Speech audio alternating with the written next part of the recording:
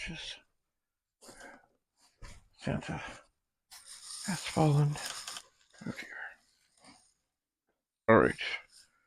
Well, I have been trying to make it so the progress is actually visible down here. And of course, it is difficult. Oh, anyway, I have done great things in the bathroom there, which you have not seen. I was back in there and I said, oh yeah, I gotta see. Now here is a magazine that seems to be missing at least part of the cover. And I'm really not terribly familiar with this one. But apparently, according to this, it's Maxim. As it says, the best thing to happen to men since women. Well,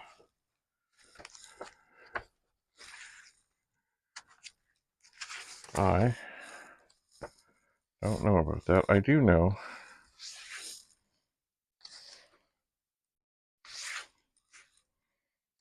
that supposedly this magazine did have pictures that were not as revealing as men's magazine. You're hunting for the perfect Valentine's if lingerie seems like easy prey. Not so fast. To learn what's acceptably wild and what's not, we asked a group of women for a quick debriefing. Indeed, there is the picture that leads into the article about debriefing. Nothing wrong with that.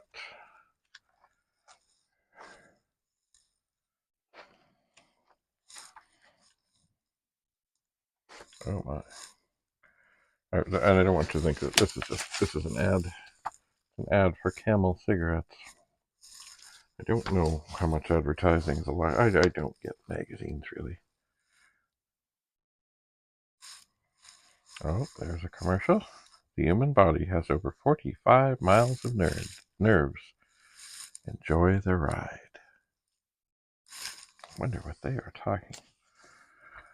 Why we pick on every little thing. Ever have been left wondering how one little first date faux pas benched you from the game for good? Anyway, I am thinking that this, it's fine, but really, I think that can go to the recycling. Now here is a book from Life in Camelot. And certainly it has John F. Kennedy, and it's interesting, of course, because why? Well, he was shot in the head very recently. There's another assassination attempt on thankfully former president of the United States. Anyway, on the back it says, John F. Kennedy was the first president to realize what powerful allies photographs could be, especially one showing his working style and his private family life. Opening wide his doors to life, Kennedy allowed an extraordinary picture history to be made of what became the paramount saga of our times. Life in Camelot marks the first time this unparalleled life resource has been fully drawn upon to tell the John F. Kennedy story. More than 500 photographs, over 150 of them previously unpublished, are used to evoke the Kennedy years and to capture this vital, privileged, proud, clannish, wry, arrogant, decisive, often aloof, always graceful young leader on his way to the sudden tragic end that would ravish a nation. Indeedy. The Kennedy years. Life in Camelot. We're not going to look through the whole thing. Let's just find something interesting here. Well, yeah, there's a lot of pictures in here. I'll have to look at this. I've had this book for a long time, but I really haven't read through it. I have watched, things on the Kennedy years and the tragedy and such. Is there a hat there? Yeah, there is. But I really haven't looked into that as much as I probably should. Now, let's see here. What else is here? Well, here we have the Gala Christmas issue, December 1998, and it is, of course, Playboy. It's a little bit... It has a little damage. Incredible triplet playmates. My word. By the way, for any of the censors out there, this is a man in his underwear.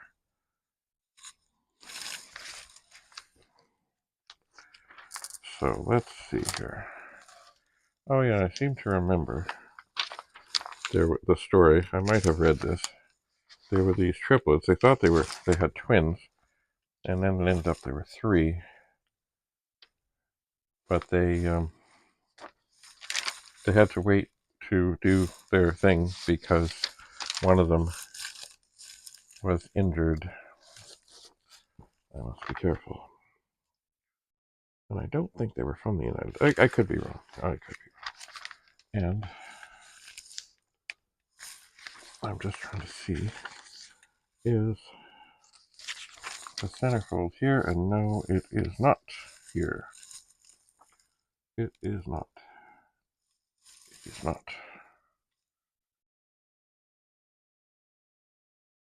And there's a great cartoon here, but I can't show it because of the other side of this.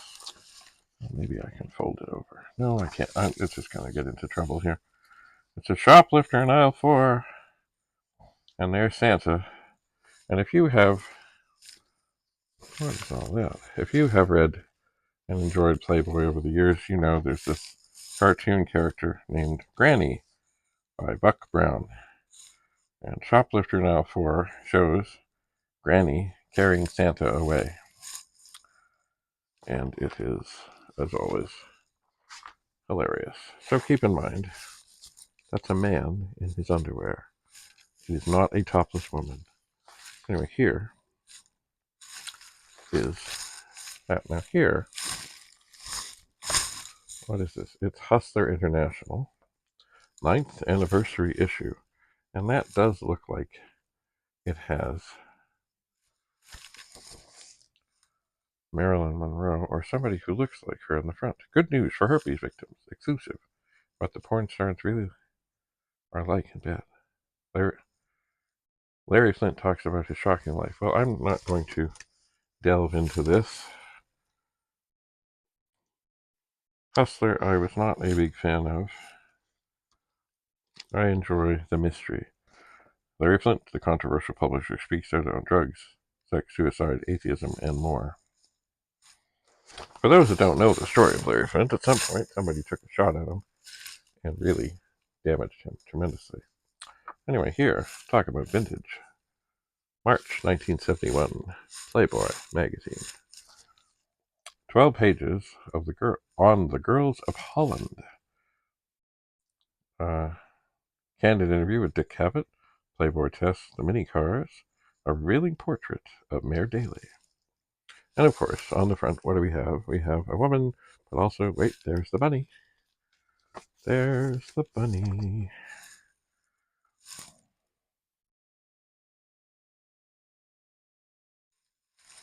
Okay, now, of course, the typical things, articles, and this one does in fact have the centerfold intact.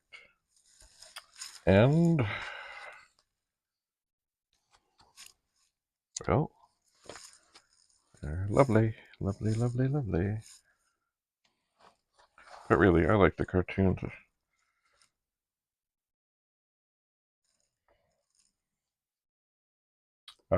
Here's one. Oh, here, I can't show you this, but I'll tell you.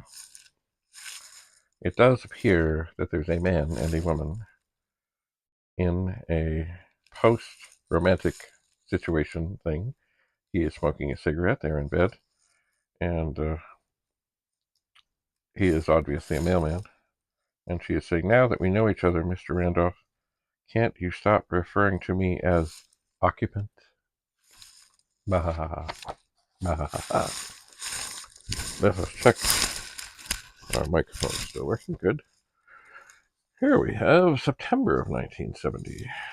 Peace. Peace indeed. And on the back, of course, what do we have? A cigarette ad. These are big magazines. Playboy polls the campuses. A national survey of student attitudes towards major issues. An interview with Peter Fonda. The abortion revolution. Well, aren't we just right back there again? A loving look at the no-bra look. Playboy's pigskin review. Elke Summer Au Natural. Indeed, this is a big issue. 290 pages.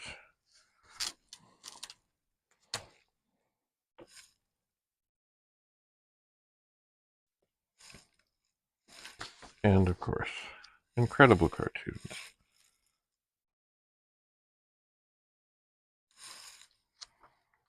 Glorious cartoons.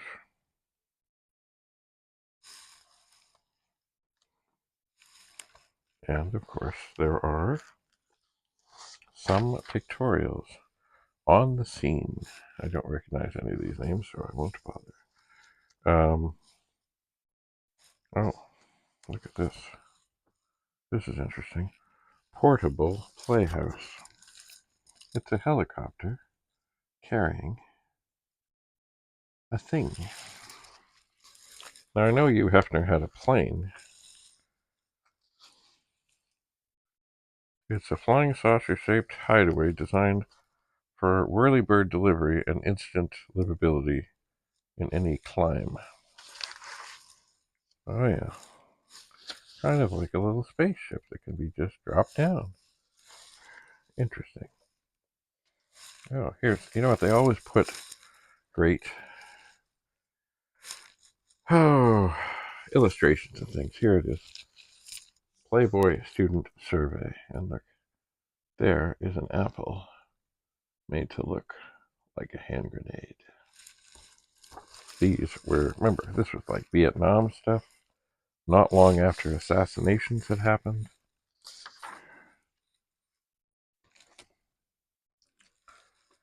Yep.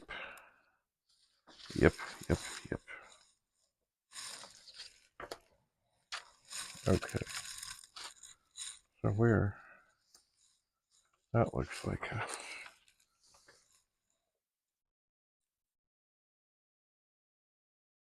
Oh, maybe is it just one page? Oh, here's something. The war solutions. Should pull out now, 36%. Should speed up withdrawal, 29%. Should follow the administration's timetable for honorable withdrawal, 26%. Should fight for total victory no matter what. That was Vietnam.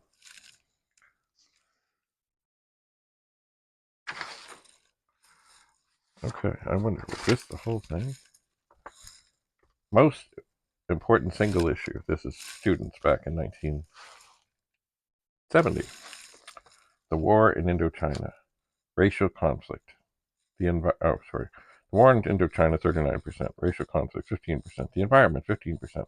Government repression, 7%. Overpopulation, 7%. The economy, 6%. Crime, 3%. Drugs, 3%. Student rights, 2%. Atomic disarmament, 2%. Women's rights, 1%. Well, I suspect things have changed. Indeedy. And of course, the centerfold is intact. And you know what? I wish I could kind of almost show this. Because really, there's nothing showing. Is she wearing anything? No. But it's classy. Sassy. There's a picnic basket. Lovely. Art.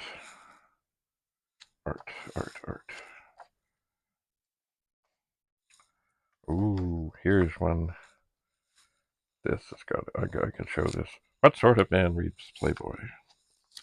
And this one here has someone sitting on some sort of Harley Davidson motorcycle. Can you imagine? Alright, now this one I will not show the cover because it does have the holiday anniversary issue, and gasp, there are nipples showing. So I must be careful. Oh, there are buttocks showing. What's on the back? Authentic? I see. I must be careful. I cannot be showing such things. We cannot. I don't know if I can. Well, anyway, the centerfold is intact. I gotta be careful. You know, that one I definitely couldn't show. Because, gasp, there are nipples. But the cartoons are magic.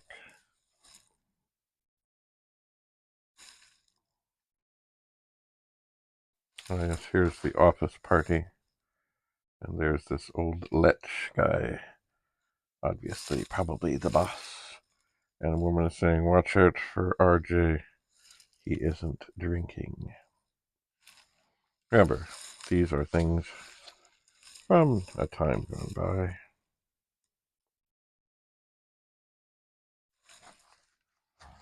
Anyway, brilliant cartoons, masterful cartoons.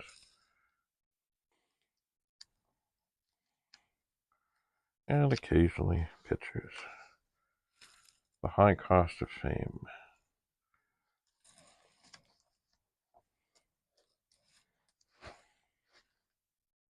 Anyway, so this was January 1971. Ooh, these are in order. February of 1971. Certainly, it is the era of hippies. It is. Let's see, are we still lit? We're still lit. The new nude look. Body jewelry. Executive jets. Including a big bunny. 1971 jazz and pop poll results. A revelatory view of Billy Graham. Indeedy. What's on the back? Cigarettes. They would have paid a bunch of money for that way back when.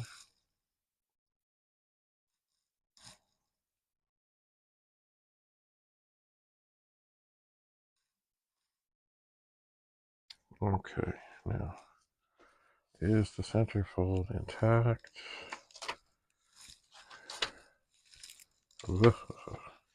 Yes, it is. This, too, is an example of class. It's really not bad.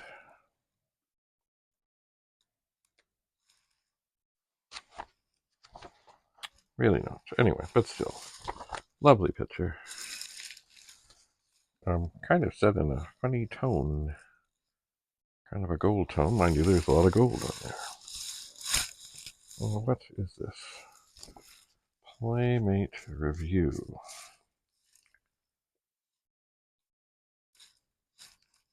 112 roundup of the past year's delightful dozen. Wait a second, be careful. Oh yeah, there's nothing showing on the back that can't be shown. It's a little dusty. What year is this from? I don't know.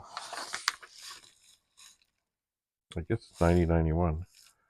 And indeed, once we open up the pages, I'll see that there are, I guess this is another way that besides selling the magazine, that they can have kind of an update of just pictures of the various people who were deemed worthy to be Playmate of the Month. Oh, now here is something. Oh, it's Penthouse, and oh my, it's got George Burns, and oh god, she's nude.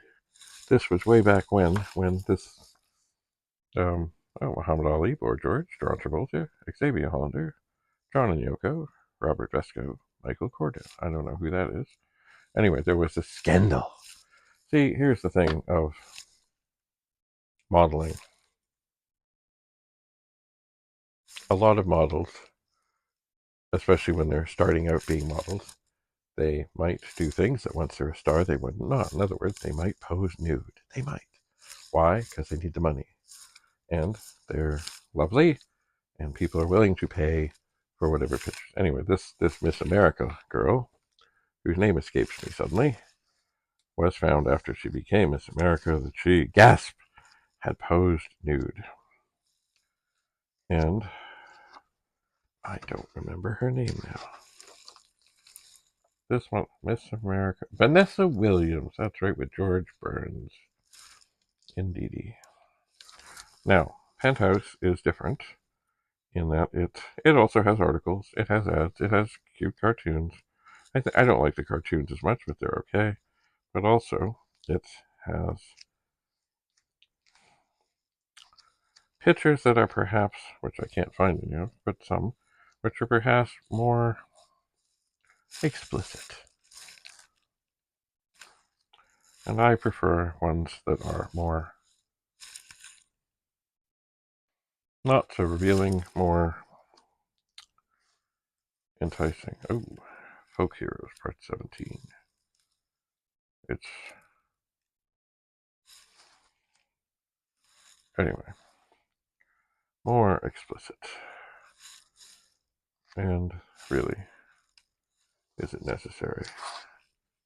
Oh, now here, right, here are the pictures. This made the big scandal. There they are. Of Miss America posing nude. I could read the story, but I won't. But anyway, she's posing with another woman. Why? Probably, oh, John and Yoko, an exclusive long-lost conversation. Interesting, a penthouse interview. Anyway, you know, now this would not be the scandal. It would not. Because it's like, oh, well, yeah, you're a model. You pose nude. These things happen. Indeed. What do we have here? Playboy. Oh, this one's a little... It's seen some water damage behind the scenes for the publishers of Palm Breeze. Yeah, it's a little stiff. June 1983, so it's a little later than some of the others. It is... Oh, and it does seem... Yes, the centerfold is intact. It is. And what I think I saw in here, some sort of poster pullout. Now, the last time I tried to explore such a thing, or maybe it's just a miscut thing. I tried to explore a poster, and maybe it's just a no, it's a fold-out thing. Okay, I'm not going to fold it out. Blood, gore, goo. Playboy interviews the Titan of Terror, Stephen King. George Burns, remember sex. Can you imagine? Anyway, once again, this is all stuff from the bathroom. Oh, here's another book. I'm going to put this with my other books of auto things. Clinton's Repair and Tune-Up Guide for Harley-Davidson Singles. And actually, someday I might have another one of these. See, Harley-Davidson did not make these. They teamed up with an Italian company. And I should look at the pictures here. But they did, oh yes, they did make these. They had smaller bikes. They weren't all that popular. They were not. Engine and transmission specifications. Carburetor things. I'm just wondering if this has any of the... Yeah, kinda. I don't know what year these are. I don't know if it would cover any of the ones that I had. No, I don't think so.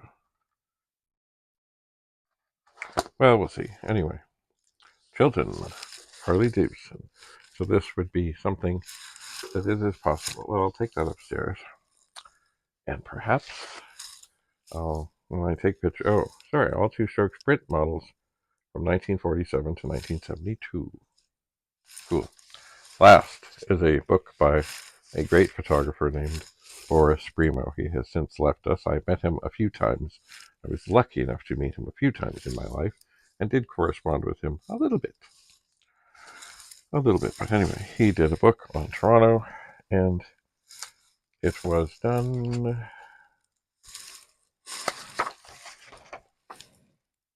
And you know, if I'd known at the times I was going to bump into him, that I bumped into him, I would have got him to sign this.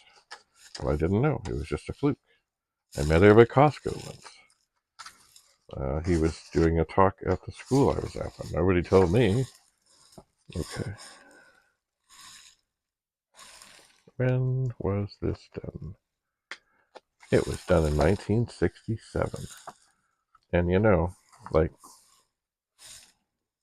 there are photography awards that are named after Boris Spremo, as far as I know. He was with the Toronto Star, but he was quite something also. My sister, it seems, went to school with one of his children, and I remember, and it's probably gone now, there was a painting. See, a lot of the art kids at schools will they'll be told, okay, go find a spot and do a mural thing. Well, there was one on the wall in the cafeteria, or just outside the cafeteria, at Lawrence Park Collegiate, that was, you know, pretty okay. But at the bottom it said Spremo, so it must have been another one of his children. Anyway, here, I'll just show this picture here.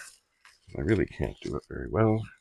I don't want to, I might have hurt the thing. Oh dear. Anyway, look. There is a hockey pitcher. Isn't it magical? Anyway, so this book is almost as old as I am, and it's in pretty fine shape. Oh, there's a picture of him. Let's read for a moment. Boris Spremo, Toronto Daily Star staff photographer, has won 57 national and international photography awards, including the Canadian Press Photographer of the Year, 1966. Photo opposite the title page of this book, taken during the centennial celebration at Queen's Park, won the Canadian Press Photograph of the month, January 1967. Okay, photo opposite this title page.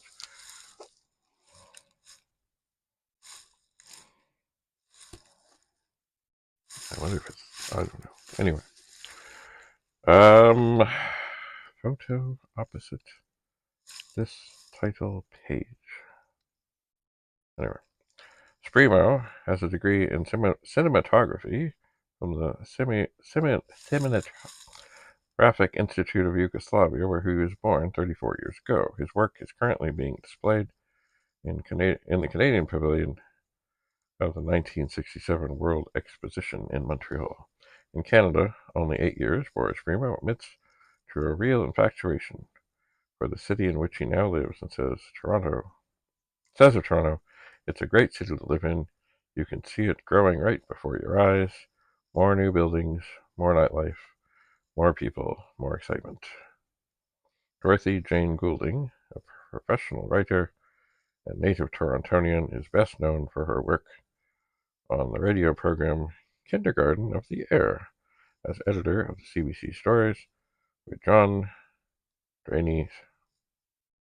CBC's Stories with John Rainey series, and as author of Margaret, a novel published by McGraw-Hill. So it sounds like he took the pictures, and she did some of the commentary. Yes, the text by Dorothy Jane Goulding. Anyway, really, a trip back in time. Just gonna see if I can find something I can show here that I will do it justice, which probably I can't. I wish there was one whole big. Ooh, yeah, we'll try. Here is a wintry scene on one side, and now that I've turned the book around, I don't. Oh, yeah, a highway scene. So he must have been high in the air to get that and that. I'll just see where it is. Something tells me it's got to be near. Oh, no, it's not. One of the tree-lined streets for Toronto is famous. It left Pembroke Street in winter, right The bewildering maze of Spadina interchange where the traffic is channeled over and under 27 bridges. So yes, you know what? Spadina interchange. Okay, I don't know where that is. I thought it was like Yorkdale, but I don't know. Spadina interchange. That sounds like it's downtown. 27 bridges. Talk about craziness.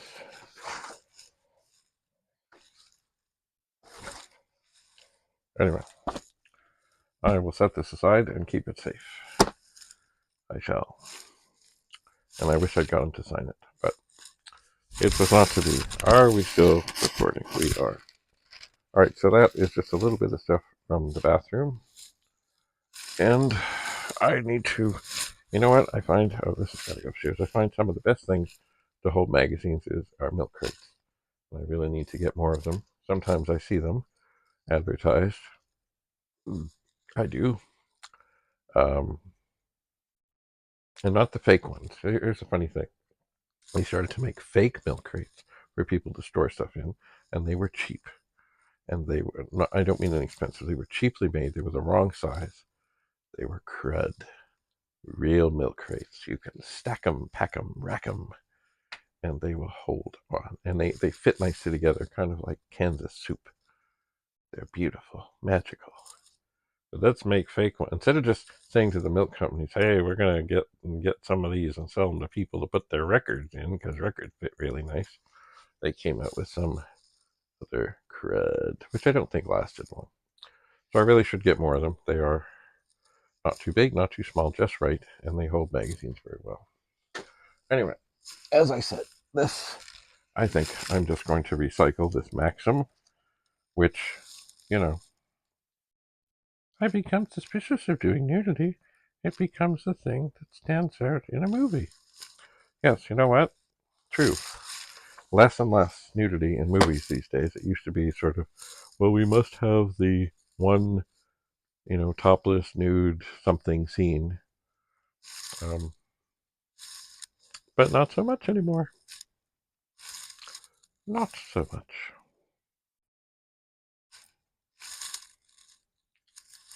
Anyway, all right. So this book is going up to be with the other books. And this is going to be recycled. If I can get out of here. So progress is slow. Oh, but it's happening.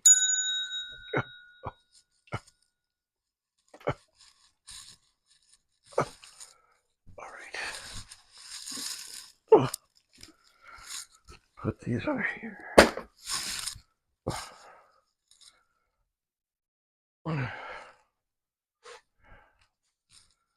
Bye for now.